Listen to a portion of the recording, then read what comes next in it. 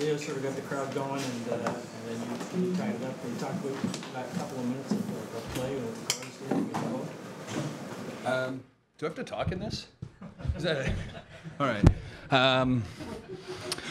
Yeah, the building, to be honest, hasn't had a ton of energy, especially positive energy anyway, the first couple games. So we came at them in waves during the third period and had a couple big checks. Yeah, Leo started with a big one behind the net, and then a couple other guys followed and got some energy into the building, and then we really fed off that. What kind of effect has winning had for you and Naz?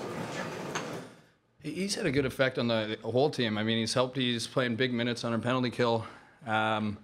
He's a veteran that knows what to do in the big situation or any situation really. So he's been forechecking hard and creating some chances for us. He gave me a really good pass in the third period that I missed later in the game, but he's been certainly a welcome addition.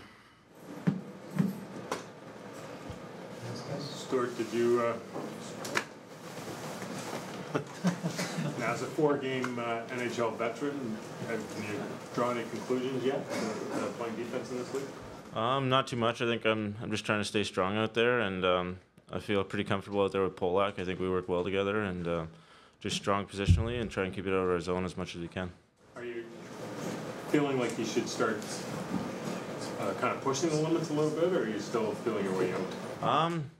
I'm still feeling my way out, but I feel pretty comfortable reading the situation. In certain situations, maybe I can jump in the play here or there or do something offensively, but just try to keep it safe and make sure that if I do, then I've got support behind me.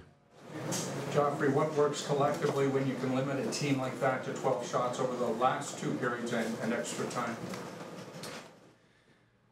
Well, I think it starts for us moving the puck and playing in their zone. Our speed's a big asset, so when we start coming at teams in waves, it puts a lot of pressure on them, and that's certainly what we did in the second half of the game, the third period in particular. For us, playing good defense is going to start with playing offensively with the puck, and again, we were putting the pucks into places where we could get them. We were winning races that we weren't winning in the first period, and after that, some of our skill can take over.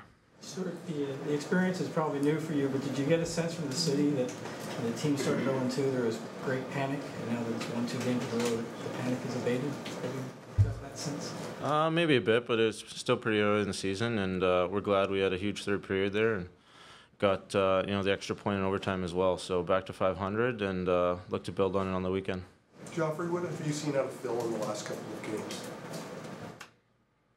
Kind of just the same thing as always. He's a dynamic player. You could not notice him for a stretch of time, and then he gets the puck with speed and has the ability to change a game in a matter of seconds. And not many guys in the league have that. And you certainly saw him as the rest of our team started to pick up some speed and momentum in the third period. You could certainly see him start to separate himself.